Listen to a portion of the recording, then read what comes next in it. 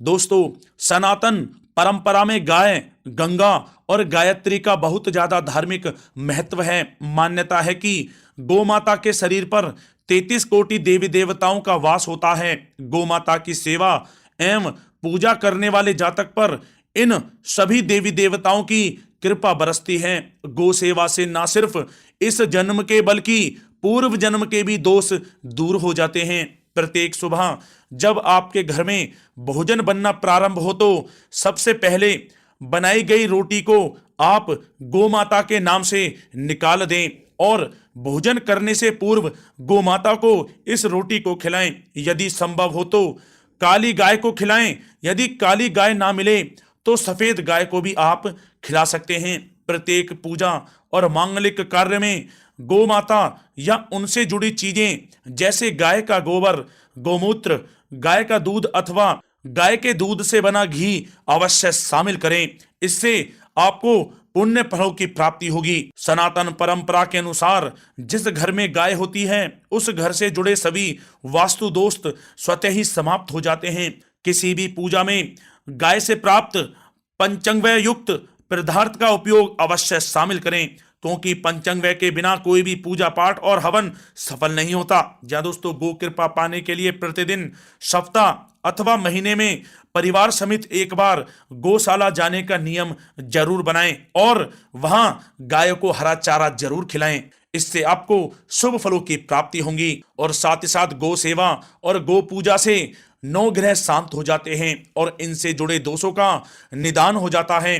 गर्मियों में गौ माता को पानी पिलाएं और सर्दी में गौ माता को गुड़ अवश्य खिलाएं। ध्यान रखें कि गर्मियों में गाय को गुड़ ना खिलाएं। अनेक देवी देवताओं को अपने शरीर पर धारण करने वाली गौ माता से जुड़े कई शुभ और अशुभ संकेत भी होते हैं।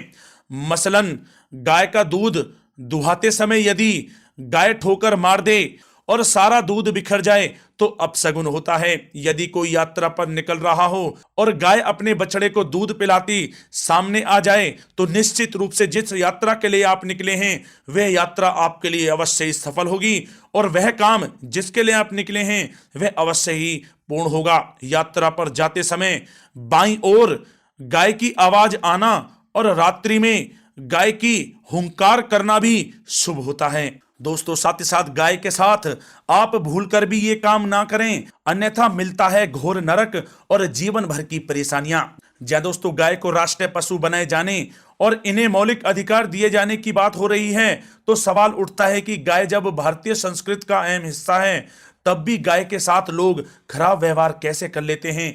गाय दर दर भटकती रहती है, भरपेट इन्हें चारा तक लोग नहीं देते। गाय जब तक दूध देती रहती है तो उनकी सेवा होती है और जैसे ही दूध देना बंद कर देती है तो लोग इन्हें उनकी किस्मत पर छोड़ देते हैं, सड़कों पर और गलियों में भटकने के लिए। ऐसे में गोवंशी जीवों को कोई डंडे से मारता है तो कोई उन पर पानी डाल देता है।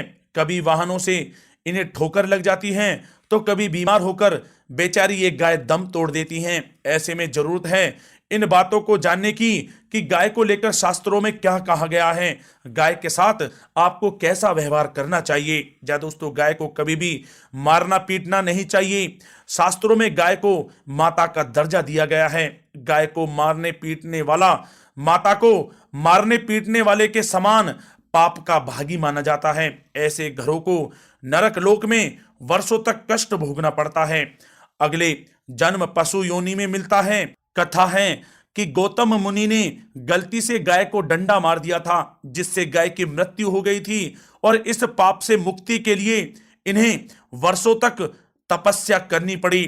भगवान श्री कृष्ण जी ने बैल स्वरूप में आए वृत्तासुर का वध कर दिया था, जिससे मुक्ति के लिए भगवान श्री कृष्ण को संपूर्ण तीर्थों को एक कुंड में बुलाना पड़ा और इस कुंड में स्नान से वह पाप मुक्त हो गए थे। या दोस्तों, साथ ही साथ जो लोग पानी पी रही गाय को भगाते हैं वे घोर पापी के भागी बनकर नरक भोगते हैं, ऐसा पुराणों में बताया गया है। जबकि जो लोग गाय के लिए प्याऊ और चारा घरा बनवाते हैं वह महाभाग्यवान होते हैं। ऐसे लोग घोर पाप से मुक्त होकर स्वर्ग पा जाते हैं और बड़े ही धनवान कुल में जन्म लेकर सुख भोगते हैं। और साथ ही साथ आराम कर रही गाय को कष्ट देकर कभी भी उठाना नहीं चाहिए। कहते हैं कि जिस स्थान पर गाय बैठी है वहां से नकारात्मक ऊर्जा समाप्त हो जाती है। गाय के बैठने की जगह को जो लोग नियमित साफ रखते हैं वे पूर्व जन्म में किए गए जाने अनजाने में पापों से मुक्ति हो जाते हैं और गोलोक में स्थान पाते हैं। गाय को डंडा मारकर उठाना, पानी डालकर उठाने से मनुष्य पाप का भागी बनता है और अगले जन्म में उसे दर दर भटकना पड़ता है। और साथ ही साथ शास्त्रों में बताया गया है कि गाय का दूध उसके बछड़े के लिए होता है। गाय के बछड़े से बचा हुआ दूध ही मनुष्य को लेना चाहिए, लेकिन कुछ लोग एक बार गाय को दूह लेने के बाद फिर से बछड़े के लिए बचा हुआ दूध भी दूह लेते हैं। ऐसा करना घोर पाप कहा जाता है। ऐसे दूध को दुहाने वाला और ग्रहण करने वाला दोनों ही पाप के भागी बन जाते हैं। दोस्तों, साथ ही साथ शास्त्रों में कहा गया है कि गोवंश यानी गाय और बैल के पीठ पर नहीं बैठना चाहिए। इनके पीठ पर बैठने से महापाप लगता है। ऐसे लोगों को नरक की यातना भोगनी पड़ती है। एकमात्र महादेव के अंश के उत्पन्न नंदी ही गोवंशी हैं, जिस पर स्वयं महादेव और महादेवी सवारी करती हैं, क्योंकि नंदी ने स्वयं अपनी इच्छा से महादेव की सवारी बनना स्वीकार किया था। और साथ ही साथ शास्त्रों में गाय के दान को बहुत ही महत्व दिया गया है, लेकिन ऐसी गाय का दान कभी नहीं करना चाहिए जो बूढ़ी और बीमार हो।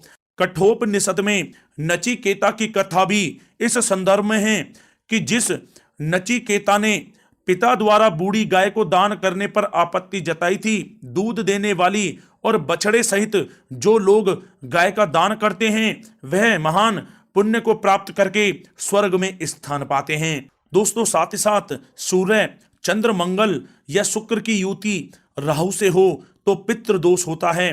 यह भी मान्यता है कि सूर्य का संबंध पिता से एवं मंगल का संबंध रक्त से होने के कारण सूर्य यदि शनि, राहु या केतु के साथ स्थित हो या दृष्टि संबंधी हो तथा मंगल की युति राहु या केतु से हो तो पितृदोष होता है। इस दोष से जीवन संघर्ष में बन जाता है। यदि पितृदोष हो तो गाय को प्रतिदिन या किसी भी एकादशी को या किसी पूर्णिमा के दिन या अमावस्या को रोटी, गुड़, चारा आदि खिलाने से पितृदोष समाप्त हो जाता है। साथ ही साथ देसी गाय की पीठ पर जो ककुद कुबड़ होता है वह बृहस्पति गुरु हैं। अतः जन्म पत्री में यदि बृहस्पति अपनी नीच राशि मकर में हो या अशुभ स्थिति में हो तो देसी गाय के इस बृहस्पति भाग एवं शिवलिंग रूपी कुबड़ के दर्शन करने चाहिए।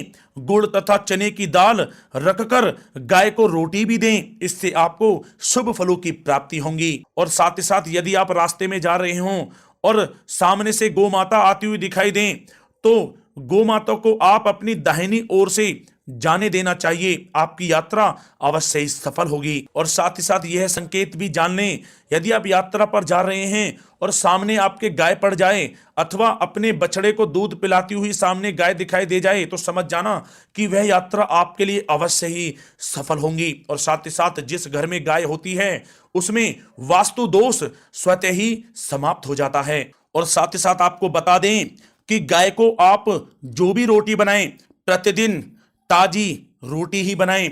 गाय को अगर आपने रोटी बनाई है तो कोशिश करें कि उस रोटी को आप तुरंत ही गाय को दे दें।